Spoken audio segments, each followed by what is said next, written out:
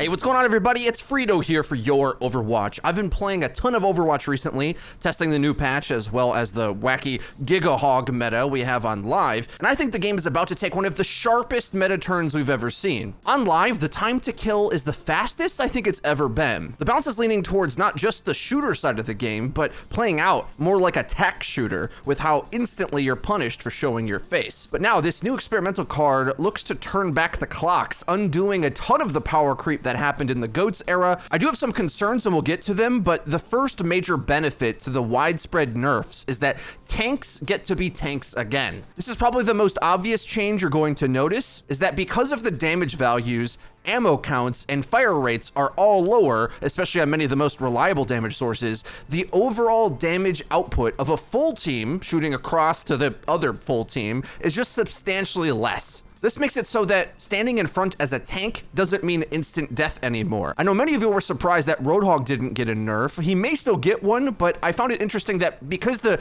team damage output overall is lower, all heroes or entities, shields, Bob, things like that, with larger health pools last longer because there's just less firepower in the game. So although if you do face a Roadhog, he definitely will pressure your shield, the rest of the team damage uptime isn't high enough to instantly delete your barrier. Roadhog may still be meta in ranked due to his carry performance, but I'm not so sure the other tanks will feel as unplayable as they do now due to the way the whole team structure works. The reason for that is that, yes, the DPS is lower in the game, but you also have less ammo. So sending a shot into a barrier or a tank who can shake it off is worse for you than before because you don't really want reload downtime when you're playing.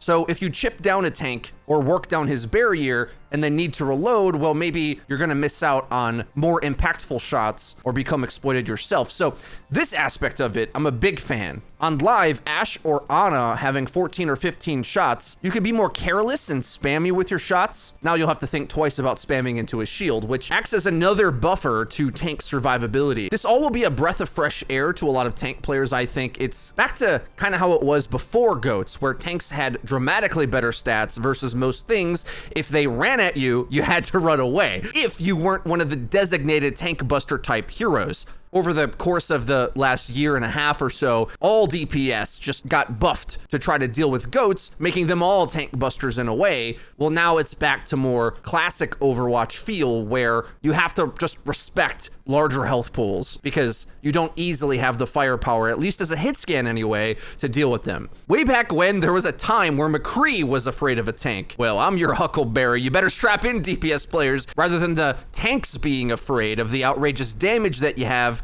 now you'll have to be afraid of their health points. Tanks can make space again, which I think is so important to the gameplay of Overwatch because it lets the game move and engagements to be structured rather than the game be mostly about ranged poke skill shots, which I would say half, if not more, of the last few metas have all been about. But the truth is, this new balance state does come with a potential downside. With most of the reliable pressure damage being weaker, or there just being less of it, a lot of characters will be a lot better with this new patch, and not all of them are universally popular. And the reason for that comes down to the new meta rule set. Let me explain the difference. The current live patch with Widow, Roadhog, Ashe, if you peek out, you die in an instant reliable burst. Between the damage values, the range, the uptime with all the ammo they have, they just always have the opportunity to do that. It feels like anyway. If you try to play a more mobility or ability-based character, you're kind of wasting your time because the firepower is so good in the game on live,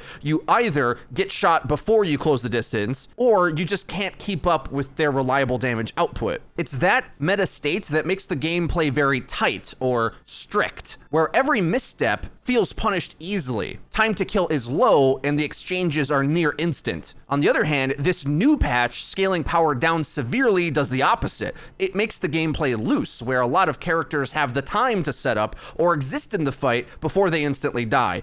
So that means, like I said before, tanks are playable again, but also is a bunch of other stuff. So one example I know players will hate is Doomfist, who kind of is a tank anyway, right? With the amount of health he has. Now it's a lot easier for Doomfist to fly fly in, land his abilities, and get out, because the reliable range damage either doesn't have the firepower, fire rate, or perhaps even just ammo in order to consistently land enough shots to remove him. I think more likely you're going to feel like you need an ability to beat him, or, you know, Roadhog is still going to be insane, so landing his hook will still be good. But as far as the DPS matchup is concerned, a lot of the hit scans feel like Soldier does. In terms of poking and not accomplishing much, that's kind of where they've been tuned down to. And because of that, just like Soldier, a character with a lot of health that can dive in at you, it's tougher to reach the damage thresholds to do something significant with that pick. Overall, I'd say any character that either is mobility based and are elusive, or have a higher than average health pool, will be instantly better in this patch. So tanky heroes like Mei, Reaper, Brigitte, but also vertical quick heroes like Pharah, Echo, Genji, all of whom you would have previously said Ashe and McCree would have been really reliable answers for. Now you need much better aim to do the same job, so much so that you might not even want to pick them to do it.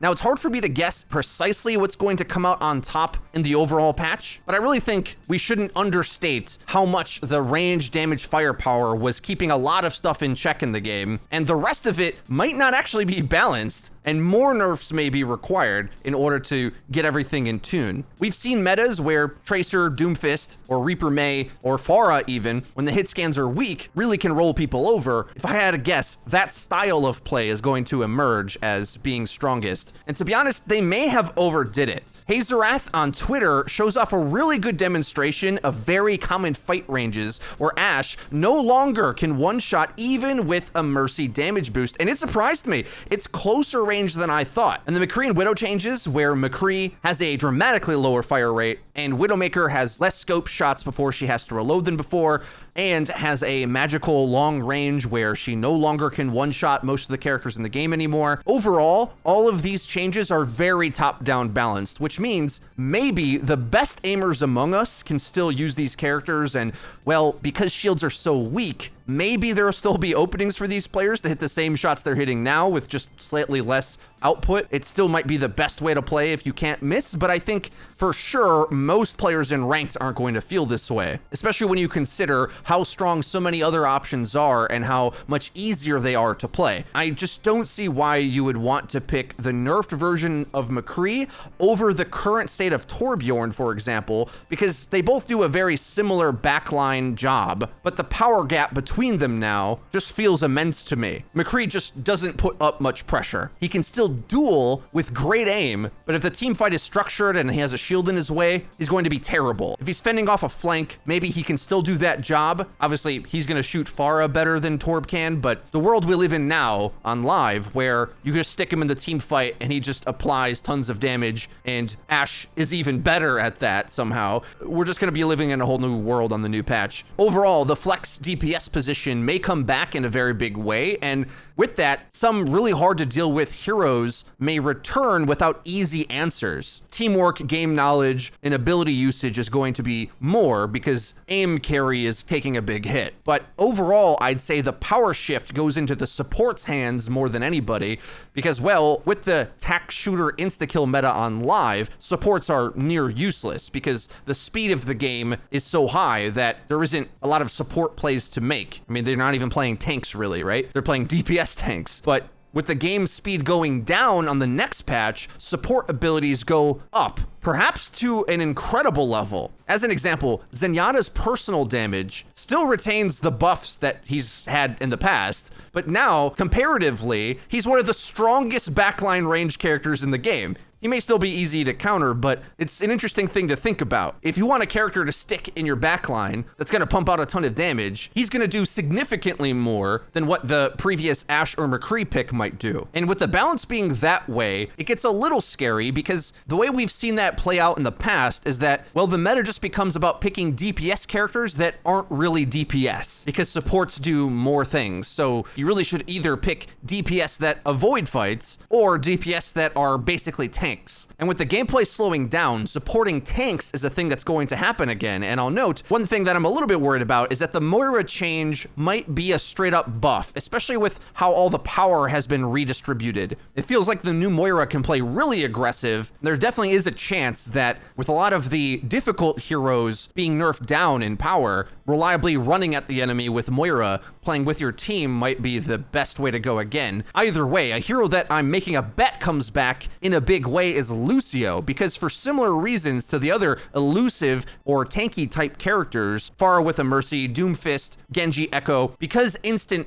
range damage punish is lower, Lucio, I bet, will be able to wall ride bounce around the fight more regularly without getting insta-deleted midair. And when you not only can do that, but because team damage is lower, the carry impact of a support making a positional play has a premium value. Because if individual characters can't deathmatch as well, then teamwork positioning for focus fire matters a lot more. Because if you think about it, in insta-kill metas, you basically want to position around yourself because everything can one-shot kills. So you don't need as much teamwork in order to confirm a kill. Whereas in slower metas, with less spikes of impact, you need more teamwork because you can't kill a thing on your own. The most drastic version of this was the GOATS meta, where the game was so slow, Lucio's displacement plays carried a lot of the time, because the only way you could kill something is if you sped your team to surround or went in as Lucio to displace in order to isolate a target. The game's not going to be that slow for sure, but it's closer to that without a doubt. So that's the layout of the patch. If I'm right on the direction the meta is likely going to go,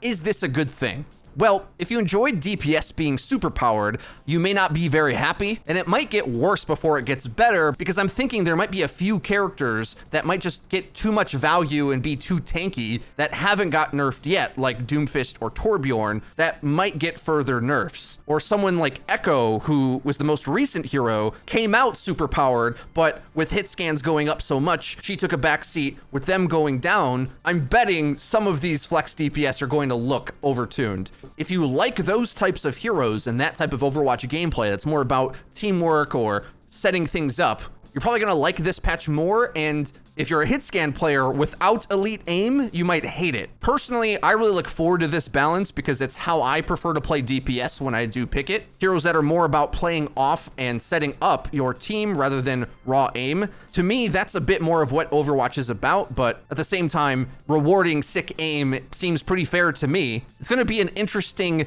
next step for Overwatch because it looks like they really want to keep the defenses lower in the game overall. I don't think we're going to get a shield buff anytime soon. So because of that, the most reliable damage type, hit scans, are a bit of a balancing casualty because projectiles you can dodge, of course, at least some of them, or outplay with positioning. The problem with hit scans is that if the enemy hits it on you, you just die. And I don't really think Overwatch plays well as a attack shooter, but at the same time, that aim style is awesome, so it's a really tricky situation. I think Blizzard's gambling that they can tune the hit scans down so much because the need for that type of character in the game is always going to at least be somewhat situational, right? Like, certain maps are just good for Widow, so even after all of these nerfs, she might still be really usable with how weak shielding is and how big the map is, so it's hard to flank her anyway. The same can be said if you're playing against flankers as McCree. I think it's likely that we're going to see a pretty big variance between high levels